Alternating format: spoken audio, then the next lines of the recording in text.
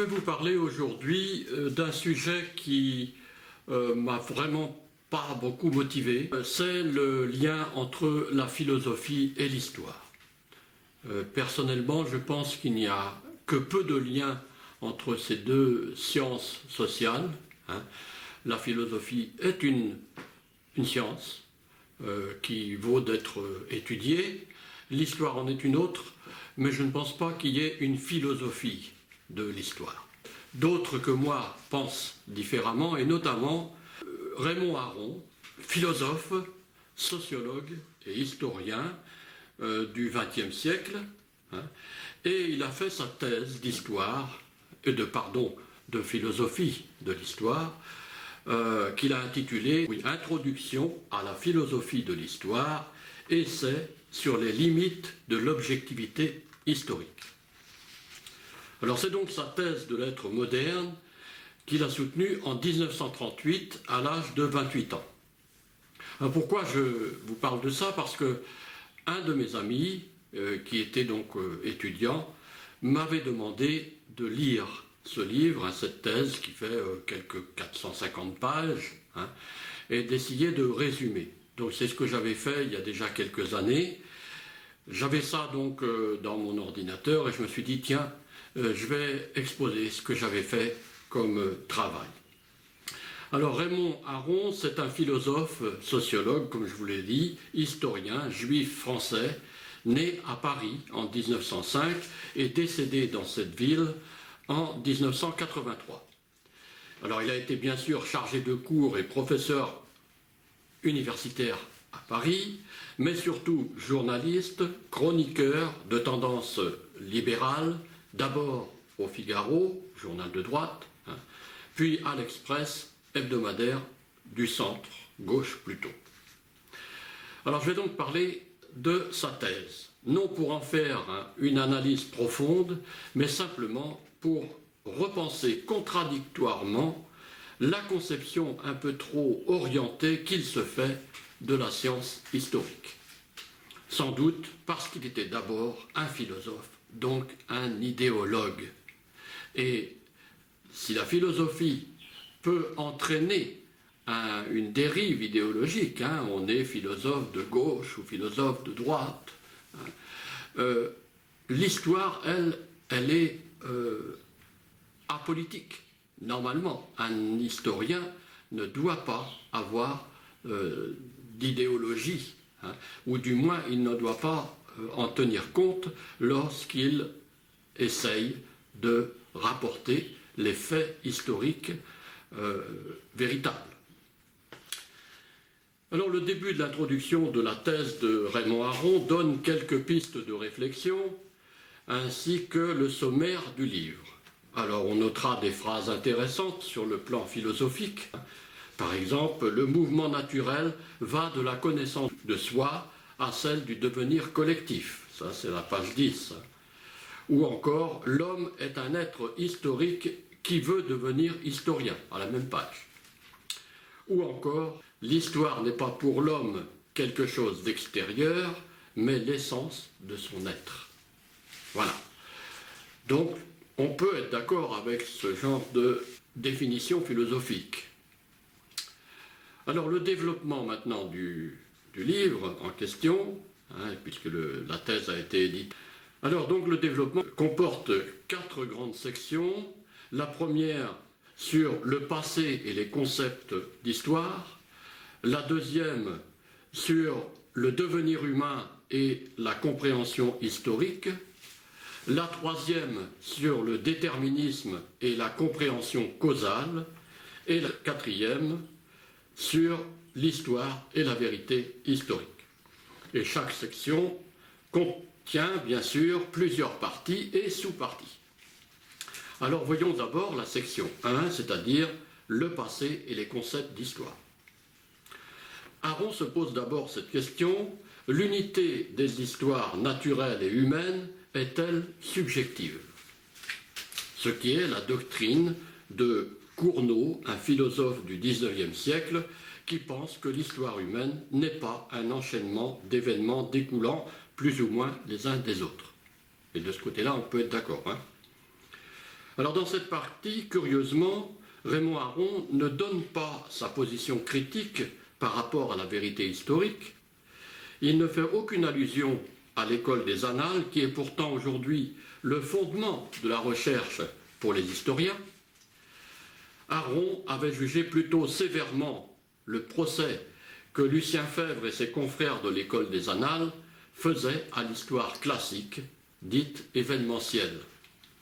Et dans cette partie, entre ce qu'il appelle la réalité transcendantale définie et la réalité concrète, on ne comprend pas grand-chose. C'est trop abstrait, pour ne pas dire abscon. Les concepts philosophiques de Cournot montrent à l'évidence la distance qui sépare le philosophe de l'historien. Par exemple, le philosophe peut se poser la question: les événements historiques répondent-ils à un ordre naturel des causes ou ne sont-ils que les fruits du hasard? Eh bien, l'historien lui répond: là n'est pas la question scientifique. Si ces événements ont vraiment eu lieu, l'important reste d'en présenter les preuves et d'interpréter par écrit ce qu'ils permettent d'en conclure, causes et conséquences concrètes donc. C'est d'ailleurs un des grands leitmotifs d'Aron. En histoire, l'important c'est d'interpréter. Alors j'ai appris ça avec le professeur Yvan Combeau dans un cours circonstancié sur Aron en master 2. Alors pourquoi se poser des questions d'ordre philosophique sur la subjectivité des raisons de la vie humaine sur Terre? Une recherche concernant les limites de l'objectivité historique n'a pas besoin de se préoccuper de cela. Restons concrets, rationnels et conscients des limites de la science historique. Ce sera bien suffisant pour tenter de raconter l'histoire au plus près de la vérité. C'est ma façon, en tout cas, de voir les choses, pragmatique et réaliste. Première partie de cette première section, théorie et histoire. Alors dans cette partie, Aron oppose l'ordre apparent du monde, univers, système solaire, équilibre de la vie sur Terre, peut-être un certain déterminisme, à la théorie du hasard. Alors on ne voit pas trop ce que ça vient faire dans une discussion sur l'objectivité historique. Dans une deuxième partie, qu'il intitule « Les histoires naturelles », il affirme que l'évolution des espèces repose sur des preuves avérées par la paléontologie et l'observation anatomique, fait de parasitisme par exemple, ou de distribution géographique des animaux. Et finalement, il en arrive à une question purement philosophique, là encore, sans grand intérêt historique. Peut-on parler d'une histoire de la nature? Et par définition, l'histoire, ça concerne les hommes. Et en principe, les hommes conscients. Mais nous allons y revenir. Troisième partie, histoire naturelle et histoire humaine. L'histoire de l'homme est le prolongement de l'histoire des espèces, affirme Aron. Bon, on peut être d'accord avec lui, mais il admet que l'histoire de l'homme conscient est la seule science historique, c'est ce que je viens de vous dire, ce qui est tout à fait vrai, mais un peu contradictoire par rapport à ce qu'il écrit précédemment. Il n'y a de passé que pour et par une conscience, affirme-t-il, à la page 39 de sa thèse. Bref, la préhistoire, c'est-à-dire celle qui précède l'écriture, peut être considérée pour lui comme de la science historique.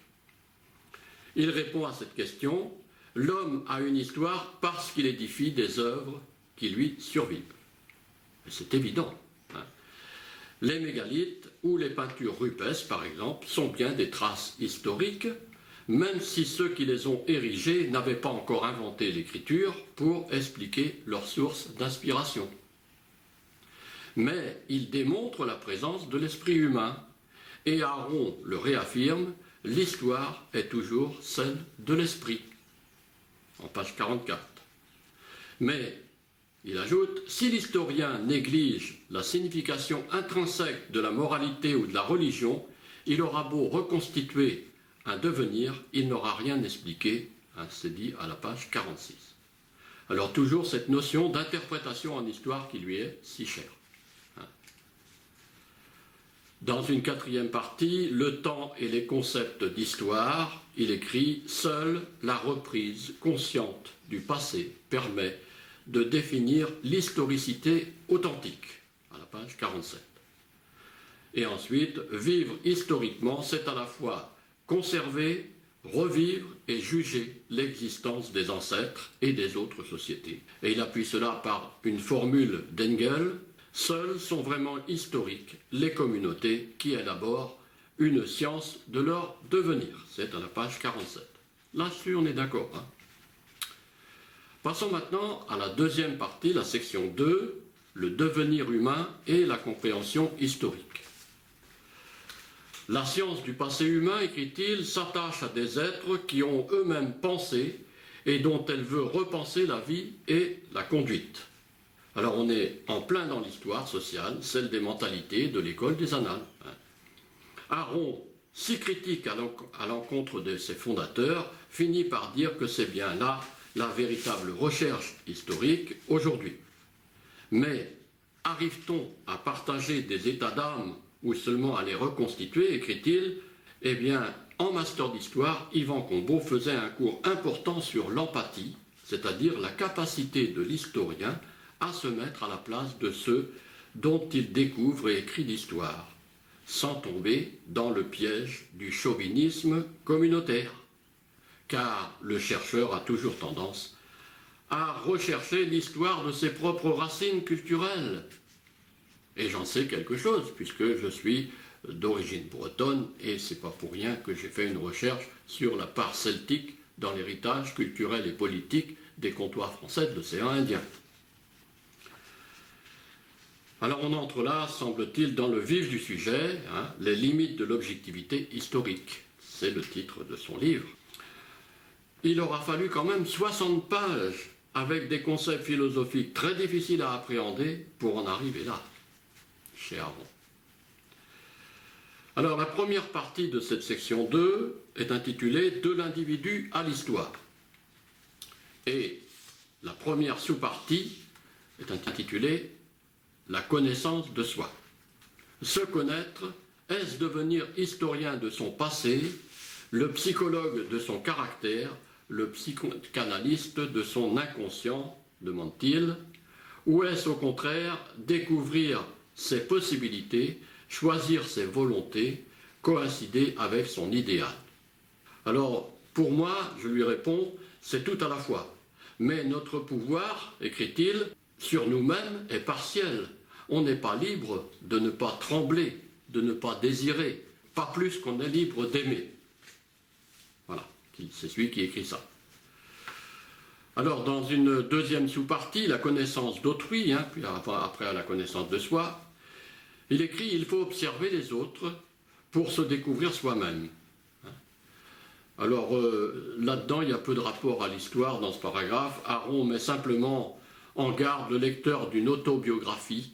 Dans l'autobiographie, écrit-il, l'auteur détermine l'idée qu'il se fait de lui-même, la vision qu'il retient de son histoire. Alors, il n'est pas forcément objectif. On est d'accord. Alors maintenant, la troisième partie de cette première partie, de la deuxième section. La vie collective transforme l'objet de l'histoire et par la suite l'intention de l'historien. Chacun obéit naturellement à des coutumes historiquement variables, la manière de s'habiller ou de manger, aussi bien que les cérémonies de mariage et l'organisation de la famille, sont fixées par la collectivité. C'est lui qui écrit ça. Les coutumes actuelles, nous en avons rarement une connaissance exacte et complète. Tiens donc. Le passé auquel on s'intéresse est d'abord celui du groupe, c'est lui qui écrit ça toujours. Alors il fait à l'évidence l'apologie de l'histoire sociale, celle des mentalités, celle des civilisations, donc celle de l'école des annales, qu'il a tant critiquée. Dans une quatrième partie, la connaissance historique, une biographie saisit une époque en même temps qu'un homme, écrit-il. L'historien, en dernière analyse, vise au-delà de l'homme l'époque. Celui qui raconte à l'illusion de revoir ou de sentir à nouveau, le témoin offre certaines garanties de véracité, mais ni l'un ni l'autre n'a vécu la réalité historique. Ça c'est vrai. Ça c'est vrai. On ne peut jamais prétendre se mettre à la place de ceux qui ont vécu vraiment l'histoire. Alors on est là dans le fond du débat sur l'objectivité de l'historien face à ses sources. L'inconvénient, c'est que Raymond Aron ne fait que l'évoquer sans proposer de solution méthodologique. C'est ce qu'on attendrait. Alors peut-être qu'il n'en a pas. Alors, deuxième partie de cette deuxième section, les univers spirituels et la pluralité des interprétations. Première sous-partie, pluralité des systèmes d'interprétation. L'explication suppose la compréhension. La pluralité des interprétations est un fait incontestable, nous dit-il. Là encore, pas de solution pragmatique qui permettrait de mettre en évidence le meilleur ou les meilleurs systèmes d'interprétation. Lui qui y tient tant. Eh bien, il ne nous en donne pas de solution. Alors, deuxième sous-partie, la compréhension des idées. Alors, Aron fait surtout référence à la compréhension des idées doctrinaires. Marxisme, capitalisme, doctrine religieuse, etc. Son analyse est difficile à comprendre, ne donnant pas de véritable formule pour mieux appréhender les grandes idées collectives. Pourtant, c'est un philosophe. Alors ensuite, troisième sous-partie, la compréhension des hommes. Un des arguments les plus frappants de ceux qui critiquent la science historique, écrit-il, se fonde sur cette impossibilité de connaître la conscience des acteurs. Il n'existe pas pour l'homme de vérité d'une existence. Dieu seul saisirait l'unité d'un vouloir dernier. Alors là, c'est de la philosophie, c'est pas de l'histoire. Dieu, en histoire, on ne sait pas ce que c'est. Et on ne sait pas s'il est capable de saisir ou pas saisir, c'est pas notre problème. Le problème d'un historien, c'est de rapporter l'histoire, c'est pas de juger de ce qui fait l'histoire, comment on en est arrivé là, ou du moins de l'intervention ou non du divin. La limite de l'objectivité historique, c'est surtout celle-là.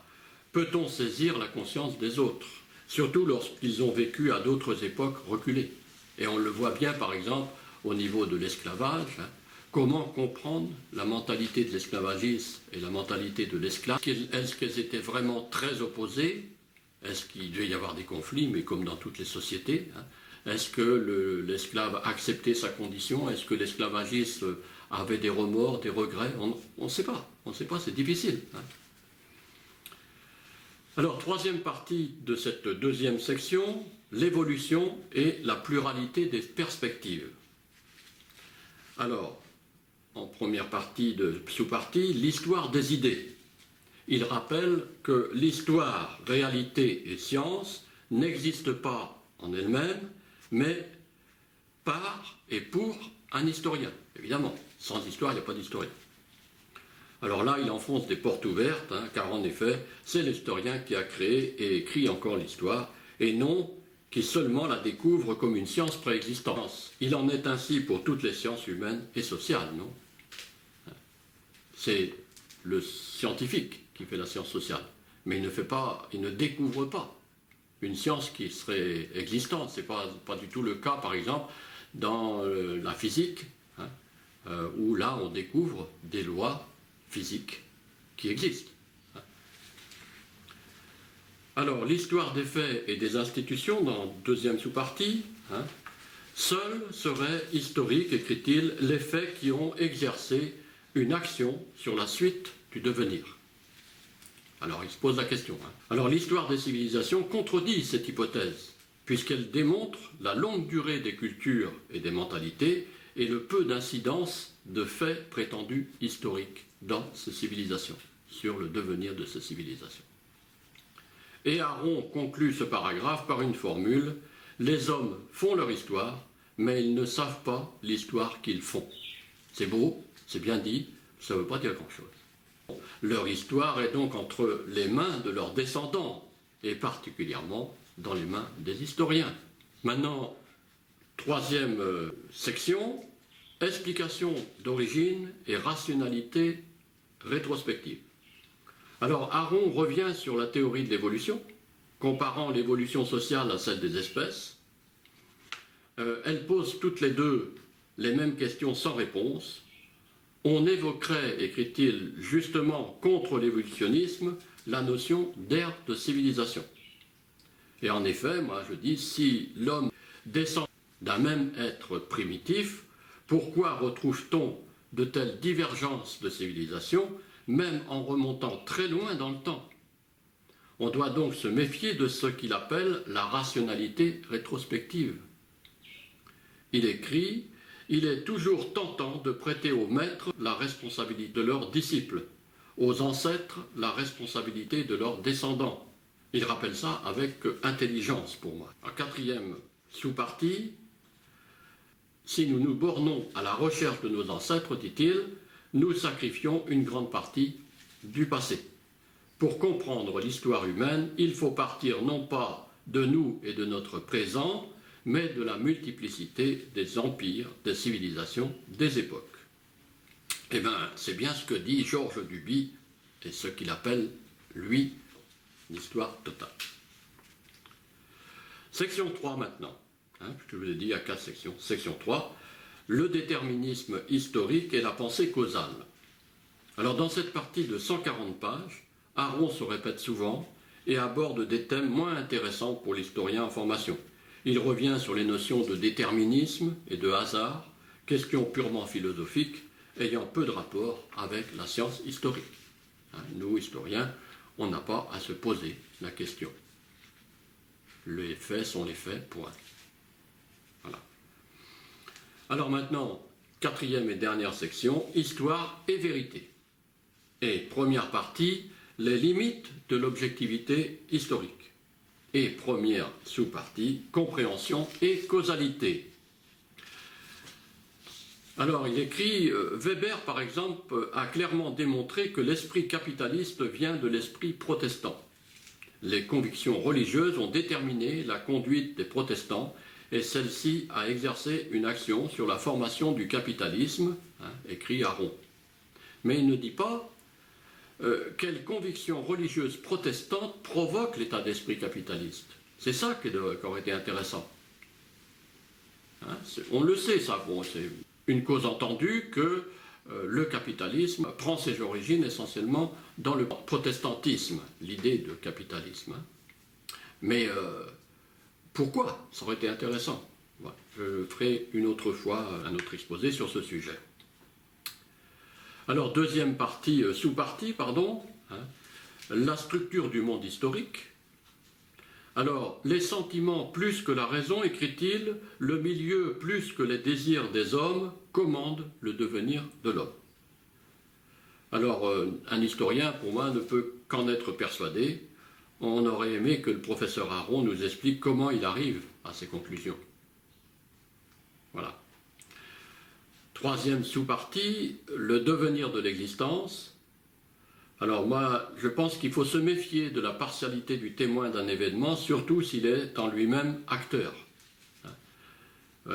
D'ailleurs, lui, il écrit « Ces témoignages plus vivants sont plus partiaux aussi, en général, que ceux des chroniqueurs ou des historiens. » Alors, l'historien évite les formes de partialité parce qu'il subordonne l'individu à sa fonction, les expériences vécues aux faits.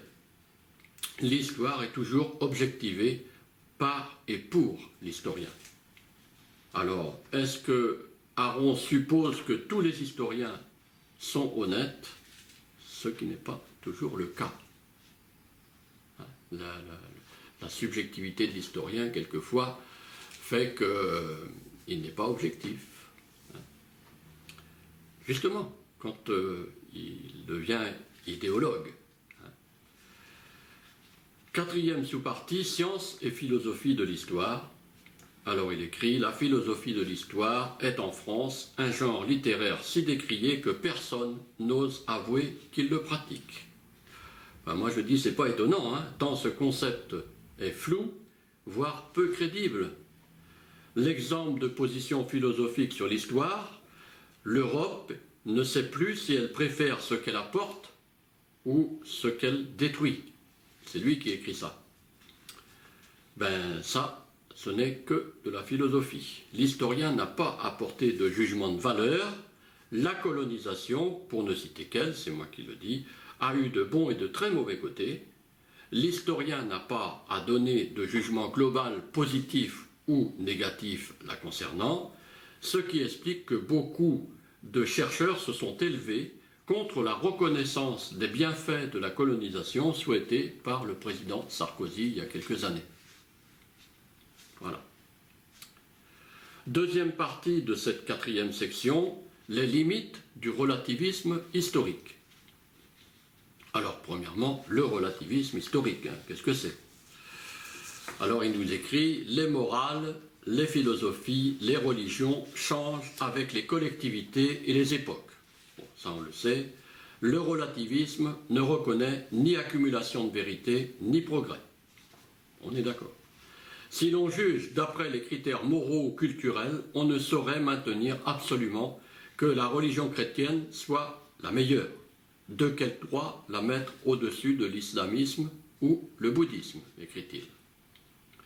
Ben moi je dis, un historien ne devrait-il pas se poser la question, hein, et tenter d'y répondre? C'est pas ce qu'il fait. Hein. Deuxième partie de cette quatrième partie, hein, le mouvement historique, le dépassement de l'histoire. Alors le mouvement historique est indifférent au désir des hommes. Le futur sera autre, ni meilleur, ni pire, écrit-il. Se libérer de l'historisme, c'est surmonter le fatalisme. Voilà ce qu'il écrit. Alors qu'est-ce qu'il veut dire par là? Lui seul doit le savoir. Qu'est-ce que l'historisme d'abord? Il ne le dit pas. Et je n'ai pas encore réussi à découvrir ce que c'est. Troisième partie, sous-partie, philosophie de l'histoire et idéologie. Aron tente d'analyser le marxisme en tant qu'idéologie opposée au capitalisme. Alors pourquoi choisit-il cet exemple? On ne le saura pas, mais sachant qu'il était ami au départ avec Jean-Paul Sartre, hein, qui était quand même marxiste, hein, et que lui s'est un petit peu éloigné du marxisme pour devenir quand même proche du libéralisme. Mais là encore, il enfonce des portes largement ouvertes. Hein. Il écrit « Il s'agit pour le prolétariat, pour l'humanité, de faire une révolution qui transforme la vie quotidienne. » Ça, c'est la théorie du marxisme. Alors, il sous-entend donc que le marxisme est une idéologie universelle, puisqu'il prétend que l'humanité l'envisagerait en entier. N'y aurait-il pas là, de sa part, un certain ethnocentrisme, occidentalocentrisme, pourrait-on dire? Quatrième partie, la pluralité des modes de considération. Alors, les modes de considération sont les manières d'envisager et d'écrire l'histoire. Il écrit « Les régimes économiques, la vie sociale, nous importent aujourd'hui plus que les récits de bataille ou les jeux de la politique. » Alors ça, c'est l'école des annales. Cela signifie donc qu'on est bien passé de l'histoire événementielle à l'histoire sociale, l'histoire des mentalités, l'histoire des civilisations. Ça, c'est moi qui le dis. Il écrit « On oppose à l'historiographie ancienne, curieuse avant tout des événements, la méthode moderne, authentiquement scientifique, puisqu'elle vise le général et non le particulier, ce qui est commun à tous ou à beaucoup, et non ce qui singularise quelques-uns. » On est tout à fait d'accord, c'est l'école des annales. Et là encore, donc, il répète des idées convenues depuis une cinquantaine d'années pour l'école des annales, qu'il ne cite jamais d'ailleurs. Hein. L'historiographie est dépassée, obsolète. Troisième partie, de cette dernière section, l'homme et l'histoire. La conscience historique varie avec les peuples et les époques, écrit-il. Tantôt elle est dominée par la nostalgie du passé, tantôt par le sens de la conservation ou l'espoir de l'avenir. Certains peuples attendent la grandeur, d'autres en gardent le souvenir. Certains se sentent liés à une tradition qu'ils veulent prolonger, D'autres sont impatients de nouveautés, avides de liberté et de l'oubli. C'est pas mal. Que tout cela est vrai. Sauf à notre sens qu'il faudrait prolonger par moments le mot peuple avec celui de civilisation. Parce que les peuples ne sont pas de grande durée parfois, mais les civilisations, oui. L'homme dans l'histoire, la première section de cette troisième partie. Aron fait parfois des affirmations gratuites, hasardeuses. Ainsi, il prétend que la plupart des individus ne mettent jamais en question leurs convictions. Ou encore, il écrit « Nous montrerons le caractère historique de la politique et avant tout de deux démarches décisives, le choix et l'action. » Alors pour moi, il me semble quand même que la plupart des hommes politiques ne font pas des choix hautement historiques.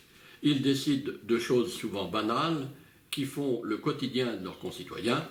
Et d'autre part, il apparaît évident qu'Aron a une vision très marxiste du monde lorsqu'il écrit « Le système qui assure la plus forte production est peut-être le plus injuste ou celui qui laisse le moins d'indépendance aux personnes. » Ou encore « Une société juste au point de départ devra sacrifier le libéralisme à l'égalité et à la discipline. » Eh bien, ce sont des propositions purement 68ards, qui ont largement été contredites après. Son livre thèse n'est édité qu'en 1967, à une époque où il ne partage plus du tout ces idéaux marxistes de son ancien ami Jean-Paul Sartre. Il paraît donc étonnant qu'il laisse publier ce genre de phrases. Voilà. Deuxième sous-partie de la troisième partie, l'homme historique, la décision. Comment le professeur définit-il l'homme historique? Aucune réponse de sa part. Visiblement, il assimile le révolutionnaire, l'objecteur de conscience, l'anticonformiste, le révolté contre l'ordre établi à cet homme historique, puisqu'il en parle, pour les justifier la plupart du temps, pendant 3 pages, avant de revenir à des généralités philosophiques sur le jugement moral, les idéologies et son fameux historisme, c'est-à-dire la philosophie historique qu'on ne sait d'ailleurs toujours pas ce que c'est. Troisième sous-partie, l'histoire de l'homme, la recherche de la vérité. Les hommes sont sacrifiés comme des moyens à des fins historiques. C'est en effet souvent le cas. Les guerres, les révolutions, les bouleversements politiques ou sociaux, et aujourd'hui surtout économiques. C'est vrai qu'on sacrifie beaucoup, et en nombre, des hommes. Mais doit-on parler de fins historiques, c'est-à-dire d'événements provoqués? Il est vrai que les soi-disant printemps arabes d'aujourd'hui, par exemple, ne semblent pas spontanés. Au passage, Aron essaierait-il de justifier son revirement, son engagement pour une économie libérale, quand il écrit « Le directeur de banque ou de commerce n'est pas plus avide que le marchand chinois ou l'usurier juif. » Alors cette comparaison avec des images ethniques stéréotypées, racistes, est étonnante chez un philosophe qui se voudrait universel, d'autant plus qu'il est lui-même descendant de juifs. Je suis désolé, mais usurier juif, c'est quand même un peu raciste. Alors marchand chinois, il y en a d'autres, des marchands, il n'y a pas que les Chinois. Quatrième partie, temps historique et liberté. Il affirme, on confond souvent le sens historique avec le culte de la tradition ou le goût du passé. Et pourquoi ne pas les confondre? Un historien, n'ayant pas le goût du passé, n'aurait-il pas raté sa vocation, ou pour le moins son orientation? Enfin, il termine son livre par une vision de la vie très sombre.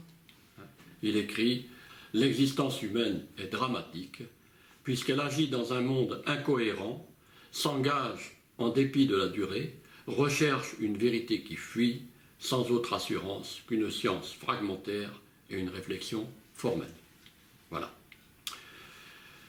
Est-ce là une conclusion pour un traité de 440 pages sur la philosophie de l'histoire et les limites de l'objectivité historique?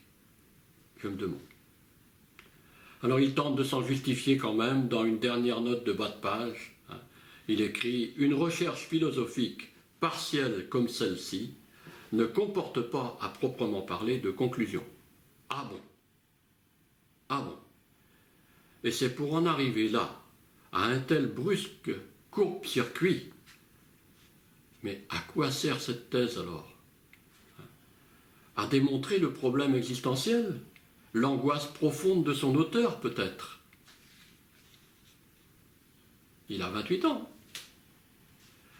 Mon propre avis, mais il n'engage que moi, Raymond Aron aurait eu besoin, dans les années 60, d'une bonne psychanalyse ou d'une thérapie aux antidépresseurs.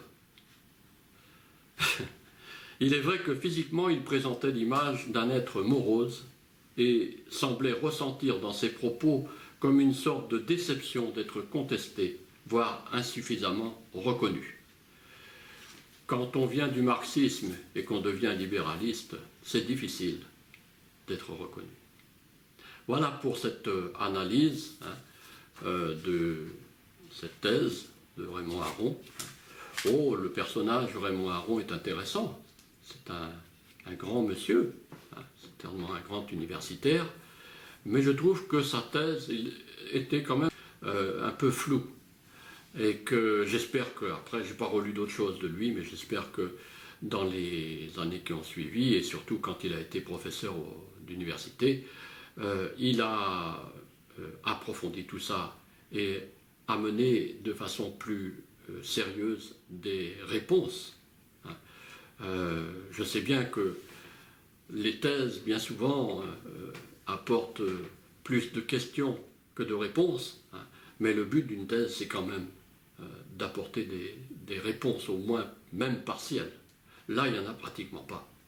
Voilà.